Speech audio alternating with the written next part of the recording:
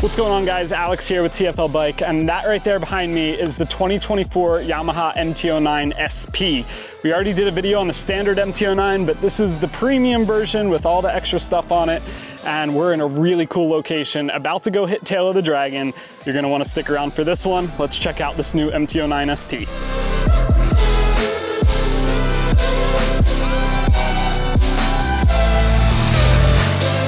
The SP is the more premium version of Yamaha's MT-09, and a couple months ago I did a video on the standard 4th generation MT-09, which was all new for this year as well.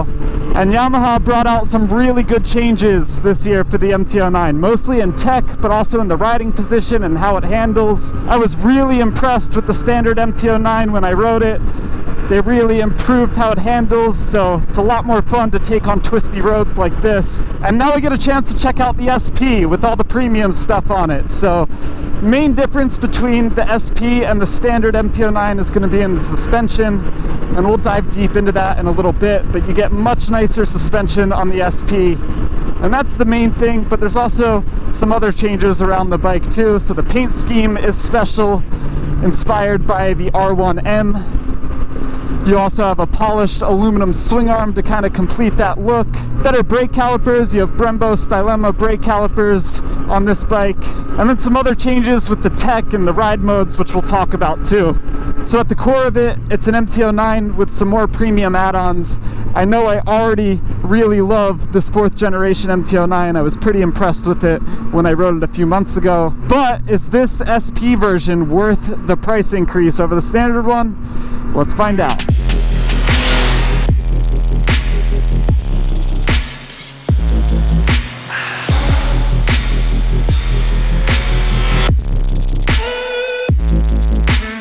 I know I already talked a little bit about what the SP gets you, but now we're parked and I can show you everything a little up close. So first thing you're gonna notice just looking at the bike with the SP is the paint scheme, the silver, black, and blue, which I think looks awesome. You've got blue line going through the tank, and the gold forks, everything just matches really well. It's a really good look. Now these forks are not just special in color, they're 41mm DLC coated KYB forks, and they're fully adjustable. So the adjustment is the big deal. You get way more adjustability on this compared to the standard MT-09. And then the rear shock, we have Öhlins, and you have a preload adjuster and a rebound adjuster that you can just dial in with the knobs. No need to pull out any tools or anything. So that's really nice. I did play a little bit with the preload. I didn't touch rebound at all, but I'm such a light rider, I really didn't mess with it all that much. Here's a closer look at those Brembo brake calipers, and you can see some more adjustment on the bottom of the fork there. You get this polished and clear-coated aluminum swing arm, which I think really just completes the look of the bike, especially with the silver tank. I think that's a great look. And then the rest of the stuff is really gonna be on the tech suite. So first off, you have the smart key system, so you just keep this in your jacket. You don't need to put a key in the ignition. It recognizes right when you walk up to the bike that the key is with you, and that's a really good system. It gave me no issues today. Gas cap is also keyless, so just have the key near the bike and that will open right up. And there's also some changes for the SP in the tech section, but we'll talk about that in just a second.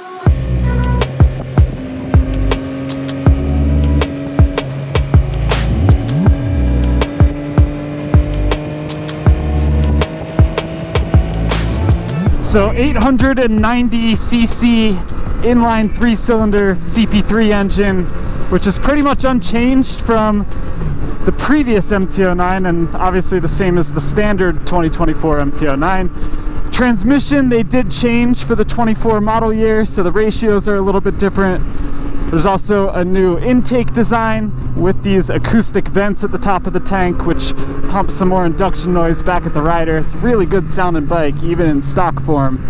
And then of course, riding position changed just like the standard MT-09. So these handlebars are a little lower and a little further set back, and the foot pegs are a little higher and further set back than the previous generation MT-09. They also stiffened up the engine mounts and made the headstock area a little less rigid, which they say just contributes to overall better handling. And I could say I'm really impressed with the way this hooks around corners and stays planted. The geometry changes are welcomed, and the suspension is helping a good bit with that too. Got a quick shifter from the factory, which is awesome for a road like this. And you can use that quick shifter in basically any scenario. So whether you're on or off throttle, accelerating or decelerating. I've been using it all day and I never have to think about when it's gonna work, when it's not gonna work. I'm just banging through the gears and it works every time. It's pretty awesome. Yamaha picked a really good area for this press launch though, because this bike is perfectly at home on these kinds of roads. Really tight switchbacks where you don't have a ton of room to, you know, get all the way up to 6th gear, because this bike loves being thrown around between 2nd and 3rd gear.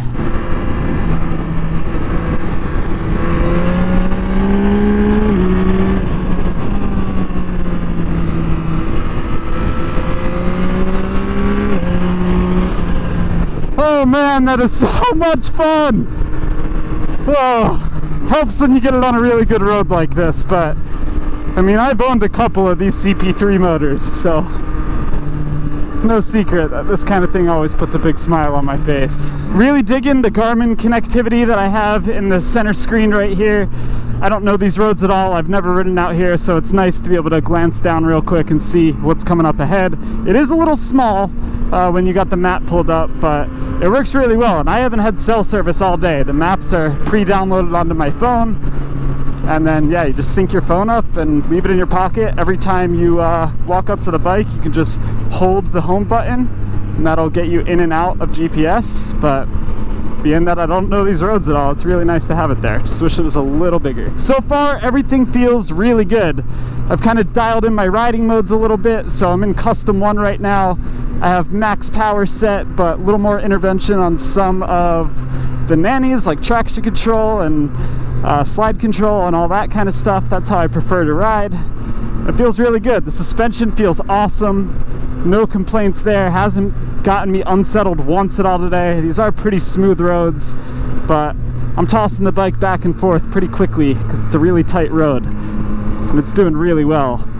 And the brakes are epic. Really like the brakes. Really like the brakes. You have a Brembo radial master cylinder on this bike. The standard MT-09 also gets that same piece, but like I said before, the calipers are different, so this uses a Brembo Stylema caliper. Got a little bit of a highway stretch here, not much. Most of the roads around here are pretty twisty, but this does give me a chance to check out the cruise control, which in previous years was a feature reserved for the SP model, and for 2024 both the SP and the standard MT-09 get cruise control. So if you want cruise control, they all come with it in 2024. Although pretty standard cruise control system, not the adaptive cruise that we saw on the Tracer 9 GT Plus. That was a pretty sweet system. I did a video on that, so if you want to see adaptive cruise on a motorcycle, go check out that video. But yeah, works well. We're just varying our speed too much right here for me to really use it, but try it one more time before I creep up on the guy in front of me. Works well.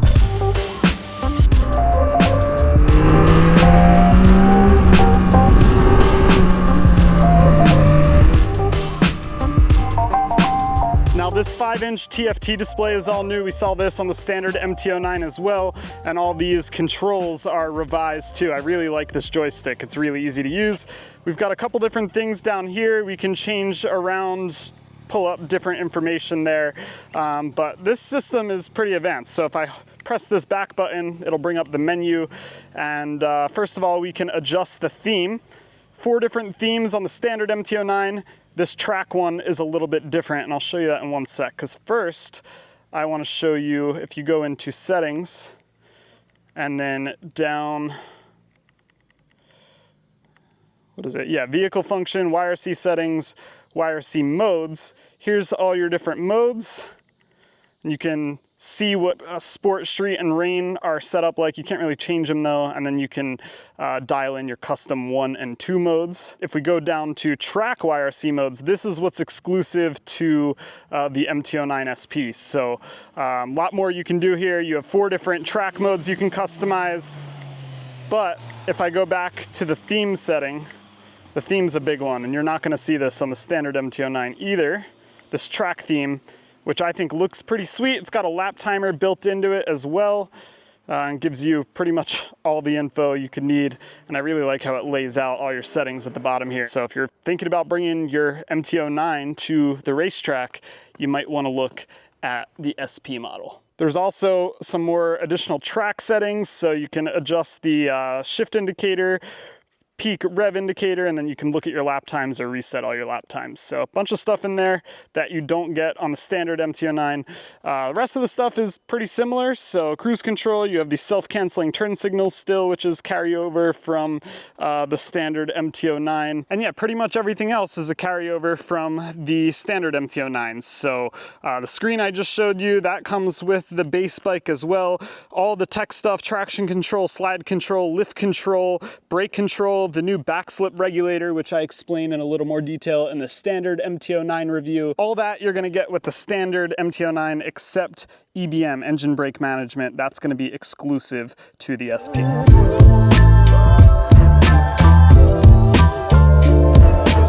129 Dragon. See a lot of 129 because this is Highway 129. Definitely seen some videos of these little stops here where you can grab some food, some souvenirs. Time to go see what it's all about. This road is talked about so much.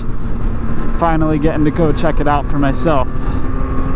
With you guys, of course. We are about to get on the tail of the Dragon. You can tell by that sign right there. So it's probably a good time to mention our friend Scott at Rider Justice. Scott's been helping us out with TFL bikes since the very beginning. So if you're ever in an accident, whether that be 2 wheels or 4, make sure you call Scott first, and his info is always in the description below the video.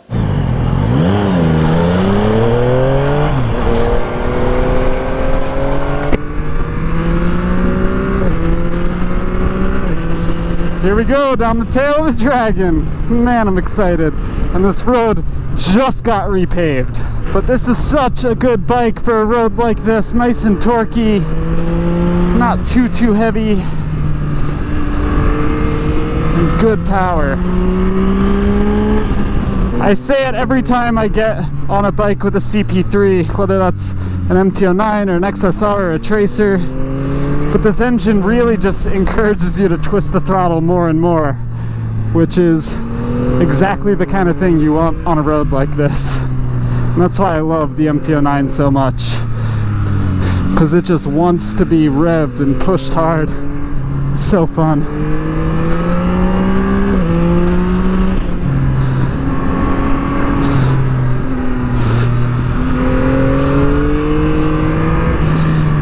Really feeling the difference in the brakes now between this and the standard MT-09. Really wish I had the chance to ride them back to back, but I don't. But I can tell these are better brakes. I'm using them a lot, and they're just so smooth.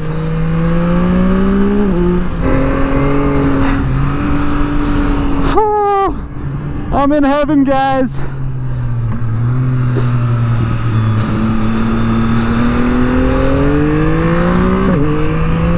I know a lot of comments in the last video I did, people were complaining about how Yamaha nerfed second gear, and it's noticeable.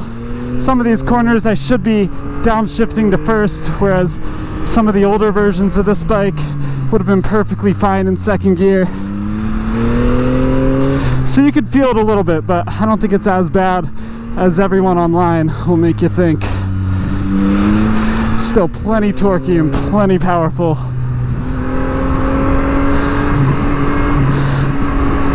So I've got a feeling that most of you watching this video have probably heard of the Tail of the Dragon before.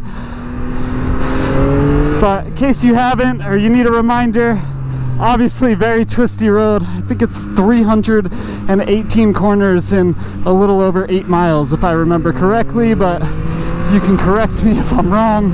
I actually expected it to be a little harder than it is to ride. And yeah, it's not an easy road. You really got to be paying attention. But there's really not any unpredictable corners. You don't have anything that creeps up on you crazy fast and is like a hairpin turn that, you know, is unlike the rest of the road. It's all pretty uniform, so pick a speed, kind of carry it, and it's just fun. I'm really loving all the tech I've got on this bike right now. It's giving me a lot of confidence on a pretty dangerous road that I've never been on before, that the bike's gonna take care of me a little bit if I mess up. So I've got the power in max mode, but traction control's on in kind of a middle setting. Same with ABS, slide control, wheelie control. And I know some people are against nannies like that. I'm all for them though. Handles so well. Every time the MT-09 gets refreshed, it handles a little better in the corners. And I used to own a 2019 MT-09, second generation MT-09, and it would not have done this well on this road. Front end did not like to stay on the ground. It danced around and wiggled all over the place. Didn't like to hook into corners.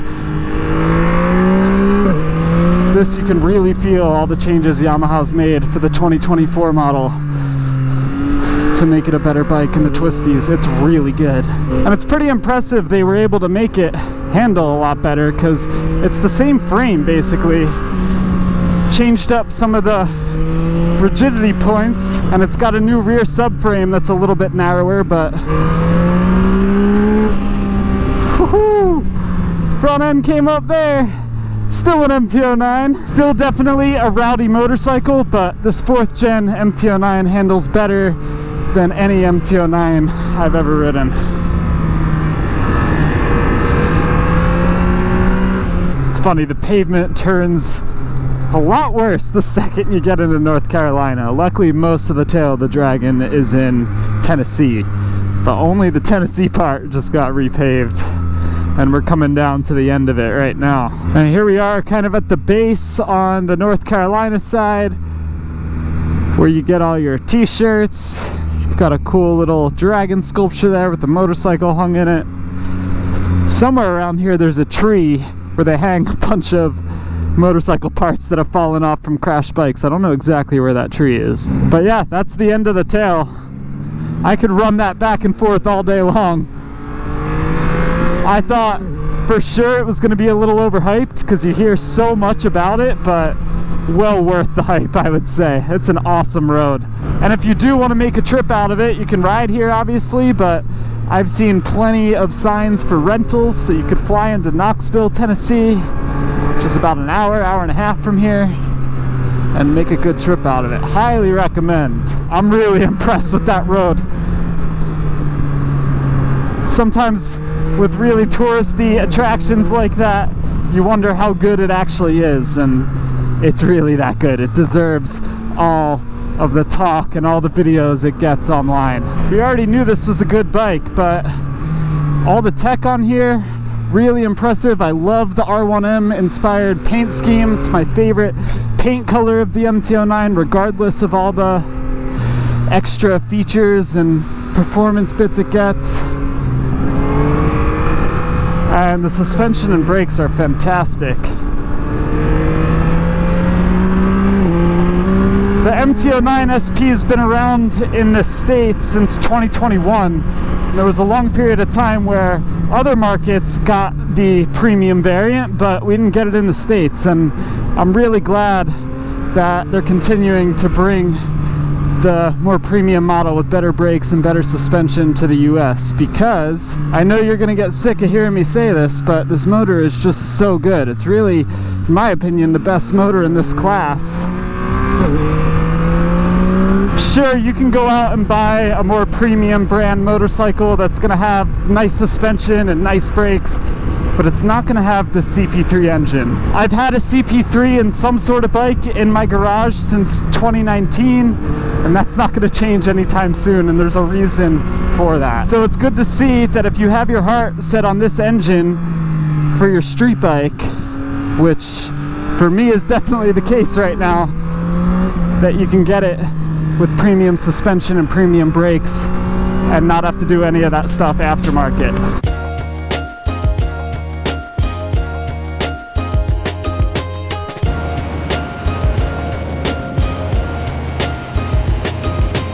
Now, at the start of this video, I asked the question if the MT-09 SP is worth the extra cost over the standard MT-09, because it is a $1,700 price increase to jump up to this model.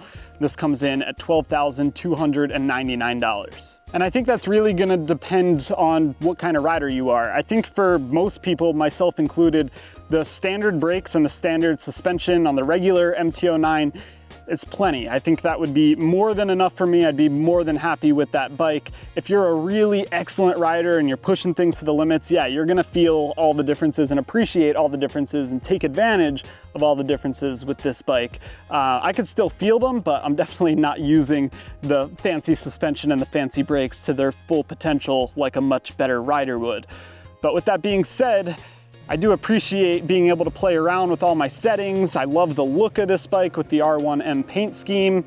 I like that it carries the Öhlins name, and to me, that stuff is worth an extra $1,700. So if it were me buying this bike, yeah, I probably would go for the SP model, even though I don't need it. It's more of a one. But yeah, like I said, the standard bike was great. I loved that bike. I had it on some really twisty canyon roads as well, and I didn't really feel like the suspension was letting me down, the brakes were letting me down. The suspension was maybe a little touch soft in the standard MT-09, but I didn't do any adjustment or mess with the preload or anything on that either. So yeah, I think that bike would be plenty fine for most people, but still, if I were going out and buying one of these, I would want the full adjustability, I'd want the cool paint, I'd want the track modes and the track dashboard, so I'd probably go for the SP. Thanks for watching, hope you enjoyed this video, hope you enjoyed checking out this new Yamaha and also checking out Tail of the Dragon. That was exciting for me and I hope you guys enjoyed it, so check out alltfl.com so you don't miss anything. More riding videos coming soon. Catch you in the next one.